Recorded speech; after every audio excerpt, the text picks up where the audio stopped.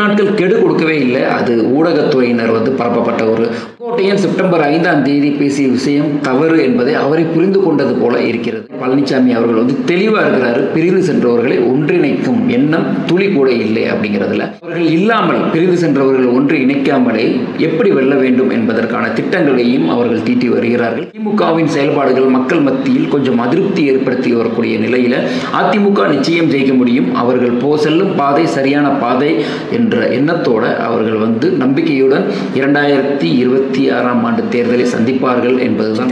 Media நேயர்களுக்கு வணக்கம். நான் உங்கள் வினோத் துரைராஜ். இன்னைக்கு நம்ம பார்க்க போறது தமிழக அரசியல்ல மிகவும் பரவலாக பேசப்பட்ட ஒரு சம்பவத்தோட தொடர்ச்சி. என்ன அப்படின்னா, கடந்த மாதம் செப்டம்பர் 5ஆம் தேதி செங்கோட்டையன் அவர்கள் பத்திரிகையாளர்களை சந்தித்தார். உட்கட்சி பிரச்சனையை பத்திரிகையாளர்களை சந்தித்து பேசினார். என்ன அப்படின்னா, அனைவருக்குமே தெரிந்த விஷயம்தான். அதிமுகவில் இருந்து பிரிந்து சென்ற அனைவருமே ஒன்றிணைய வேண்டும். ஒன்றிணைந்தால் மட்டுமே திமுகவை எளிதாக வீழ்த்தி 2026ஆம் ஆண்டு ஆட்சியை பிடிக்க முடியும் அப்படிங்கிற ஒரு கோரிக்கையை முன்வைத்தார். அதாவது ஓ பன்னீர்செல்வம், டிடிவி தினகரன், சசிகலா, இன்னும் பல நிர்வாகிகள் பிரிந்து சென்ற நிர்வாகிகளை ஒன்றிணைத்தால் அதிமுக இன்னும் வலுப்பெறும் அப்படிங்கிறத சொல்லியிருந்தார். இந்த விஷயம் சார்ந்து அதிமுக சார்பிலையும் அவர் மேலே சில நடவடிக்கை எடுக்கப்பட்டது. ஏன்னா உட்கட்சி பிரச்சனையை பத்திரிகையாளர்களை சந்தித்து பேசியதற்காக. இப்போ கோயம்புத்தூர் விமான நிலையத்தில் செங்கோட்டையன் அவர்கள் செய்தியாளர்களை சந்தித்தார். அவரிடம் இந்த கேள்வி கேட்கப்பட்டது. என்ன அப்படின்னா, 10 நாட்கள் கெடு அப்படின்னு நீங்கள் கொடுத்துருந்தீங்க. அதிமுக சார்பில் அதிமுக தலைவர் எடப்பாடி பழனிசாமி அவர்களின் சார்பில் எந்த ஒரு நடவடிக்கையும் எடுக்கப்படவில்லை. இது குறித்து உங்கள் கருத்து என்ன அப்படின்னு கேட்டதற்கு நான் 10 நாட்கள் கெடு கொடுக்கவே இல்லை. அது ஊடகத்துறையினர் பரப்பப்பட்ட ஒரு புரிந்து கொள்ளப்பட்ட விதம் அப்படி இருக்கு, தவறுதலாக இருக்கு. நான் சொன்னது 10 நாட்களுக்குள் பேச்சுவார்த்தையை ஆரம்பித்து 1.5 மாதத்திற்குள் முடிவை எட்டினால் இன்னும் நல்லா இருக்கும் அப்படிங்கிற மாதிரி தான் சொன்னேன் அப்படின்னு சொல்லி பாசிட்டிவாகவே பேசிட்டு போயிட்டாரு. ஸோ இந்த விஷயம் சொல்ல வருவது என்ன அப்படின்னா, செங்கோட்டையன் செப்டம்பர் 5ஆம் தேதி பேசிய விஷயம் தவறு என்பதை அவரை புரிந்து கொண்டது போல இருக்கிறது.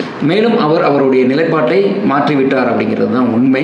அதிமுக கட்சியுமே பிரிந்து சென்றவர்களை ஒன்றிணைக்கும் முயற்சியிலே இல்லை. ஏனென்றால் அதிமுக அந்த கட்சியோட தலைவர் எடப்பாடி பழனிசாமி அவர்கள் தெளிவா இருக்கிறாரு. பிரிந்து சென்றவர்களை ஒன்றிணைக்கும் எண்ணம் துளி கூட இல்லை அப்படிங்கிறதுல. மேலும் அவர்கள் இல்லாமல் பிரிந்து சென்றவர்கள் ஒன்று இணைக்காமலே எப்படி வெல்ல வேண்டும் என்பதற்கான திட்டங்களையும் அவர்கள் தீட்டி வருகிறார்கள். அந்த திட்டத்தின் மீது அவர்கள் மிகவும் நம்பிக்கையோடு இருக்கிறார்கள். ஏனென்றால் எடப்பாடி பழனிசாமி அவர்கள் சுற்றுப்பயணம் சென்ற போது அங்கு அவருக்காக கூடிய கூட்டங்கள் பார்க்கும் பொழுது அவருக்கு நம்பிக்கை வந்துள்ளது. அது மட்டும் இல்லாமல் திமுகவின் செயல்பாடுகள் மக்கள் மத்தியில் கொஞ்சம் அதிருப்தி ஏற்படுத்தி வரக்கூடிய நிலையில அதிமுக நிச்சயம் ஜெயிக்க முடியும், அவர்கள் செல்லும் பாதை சரியான பாதை என்ற எண்ணத்தோட அவர்கள் நம்பிக்கையுடன் 2026ஆம் ஆண்டு தேர்தலை சந்திப்பார்கள் என்பதுதான் உண்மை. செங்கோட்டையன் அவர்கள் இப்போவே அதை புரிந்து கொண்டு எடப்பாடி பழனிசாமி அவர்களின் அணியோடு சேர்ந்து பயணிப்பார் அப்படிங்கிறது இந்த ஒரு பத்திரிகையாளர் சந்திப்பிலே தெரிய வருகிறது.